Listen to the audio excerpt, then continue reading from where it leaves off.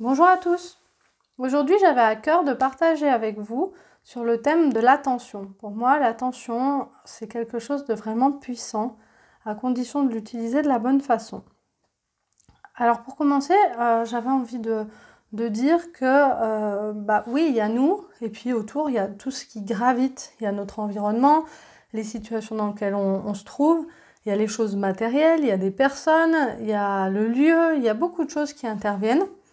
Et je suis d'accord que certains ont une vie qui est beaucoup plus difficile que d'autres, en apparence, mais est-ce qu'ils sont pour autant plus heureux dans tous les cas? C'est vrai que moi, quand je dis ça, je repense à des enfants dans certains pays du monde qui n'ont rien, mais qui ont un sourire et une joie de vivre qui est quand même présente. Je ne suis pas sûre que finalement, la vie qu'on a fait notre bonheur.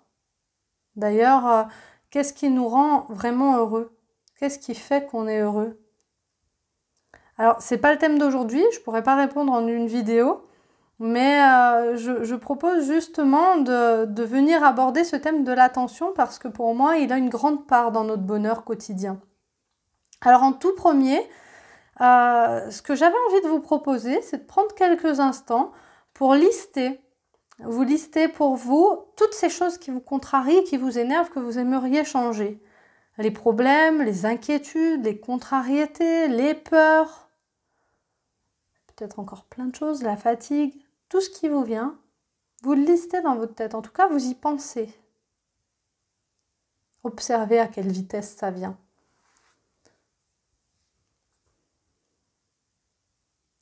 Et puis, dans quelle sensation ça vous met? Comment c'est dans votre corps quand vous pensez à tout ça?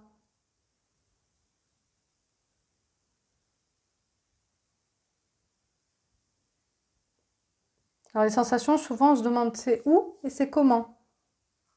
Est-ce que ça serre? Est-ce que ça s'ouvre? Est-ce que ça picote? Est-ce que ça c'est chaud, c'est froid? C'est tout ce qui vous vient. Peut-être des couleurs aussi. Enfin, c'est vraiment varié ces histoires de sensations.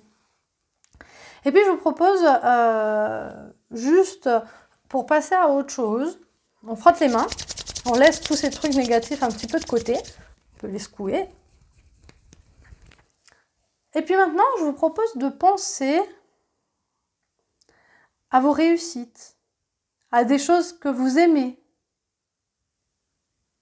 à des choses que vous avez pu vivre d'agréables, de douces, de légères. Un sentiment de joie peut-être. Est-ce que c'est facile à trouver? Est-ce que ça vient aussi vite que les choses négatives de tout à l'heure? Et puis, comment c'est dans votre corps? Quelles sensations vous avez?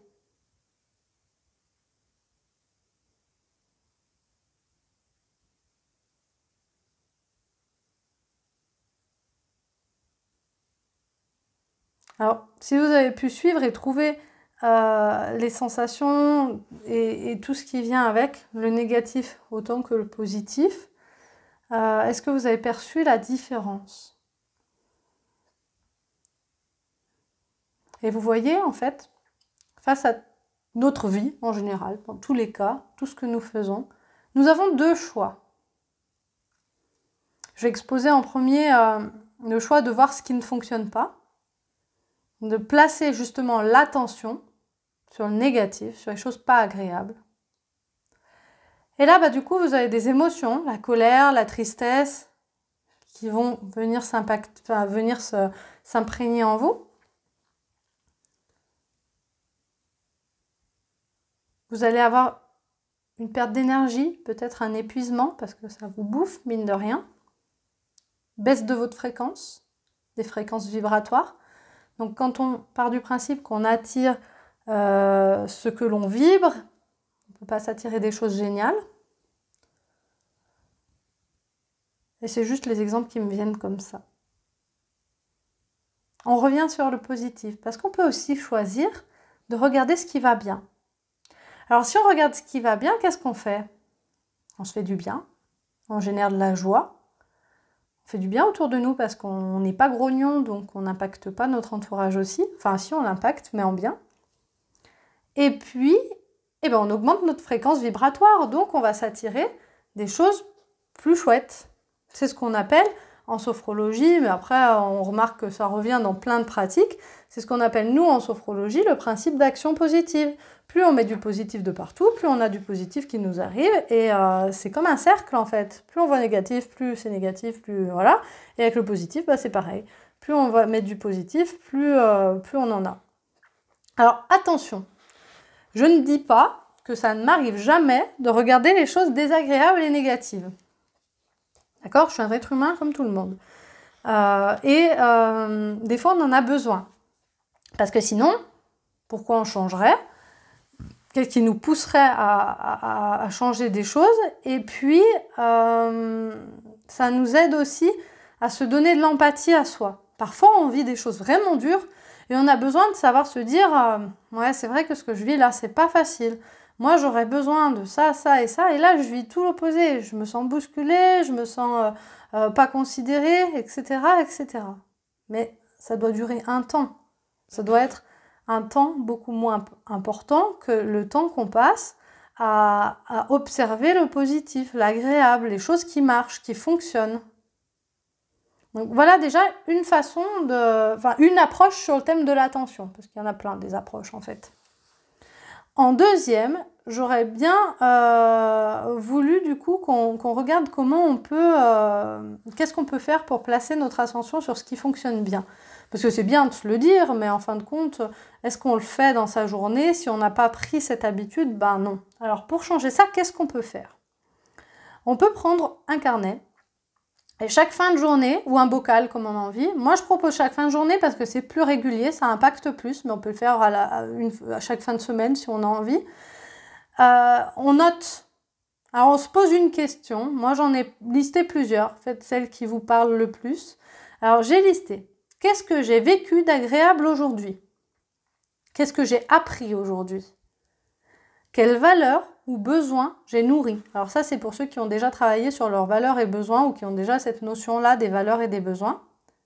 Qu'ai-je contemplé aujourd'hui? Parce que quand on contemple, eh ben, mine de rien, on vient nourrir notre être et passer un temps connecté à quelque chose d'agréable.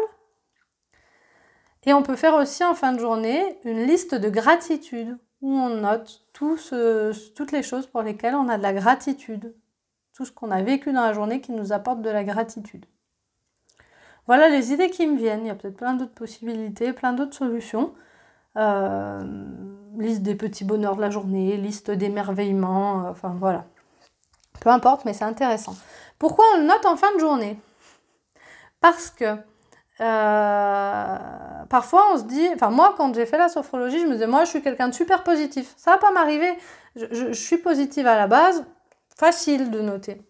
Et puis quand en fin de journée, je me disais, je veux noter des choses que j'ai vraiment savourées, dont j'ai vraiment apprécié la saveur et tout, ben, je me rendais compte que ma glace, j'avais mangé en discutant avec quelqu'un, en sentant même pas le goût qu'elle avait, que j'avais regardé, je sais pas moi, un paysage, mais en faisant encore autre chose à la fois.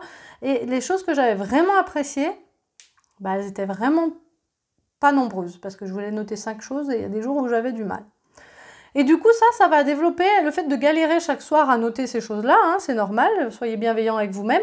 Ça va développer le fait que chaque jour, vous allez porter plus attention à ces choses-là et avoir envie de savourer davantage pour pouvoir le noter le soir, en fait.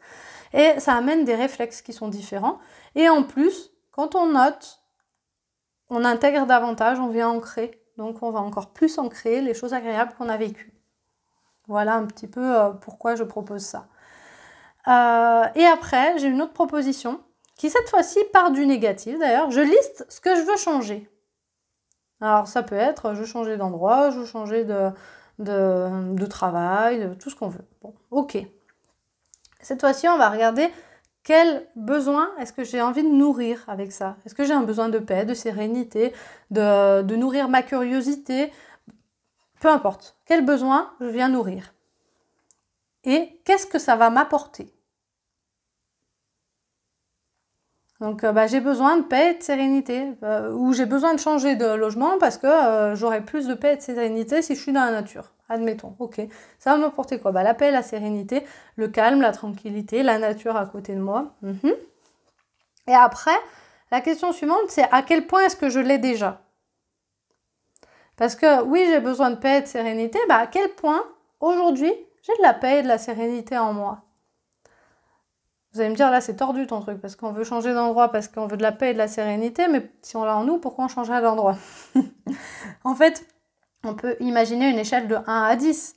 Et peut-être qu'aujourd'hui, j'ai la paix et la sérénité pendant mon cours de yoga et j'aimerais l'avoir aussi chez moi et je me sens qu'à 1 sur 10 ou 2 sur 10.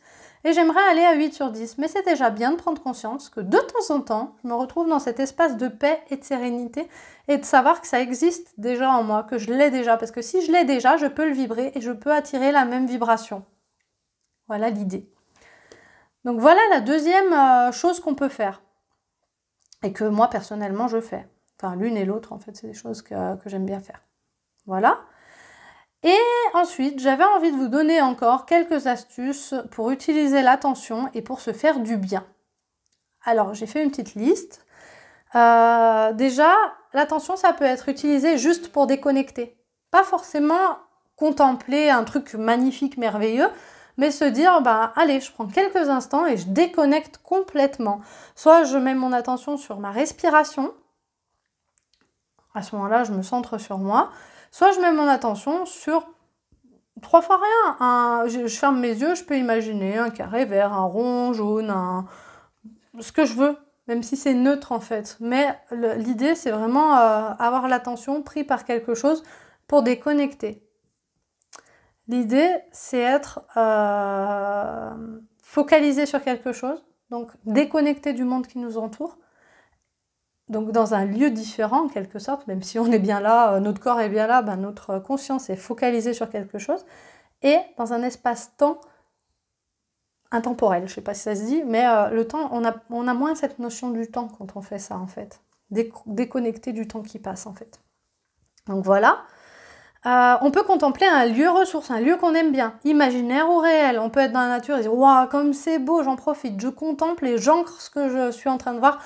Je m'en imprègne au plus profond parce que je veux le garder, mais on peut faire la même chose en l'imaginant. » Vous savez que quand vous visualisez quelque chose, le cerveau ne fait pas la différence entre le réel et la visualisation. Donc utilisez le fait de visualiser un lieu qui vous plaît, etc.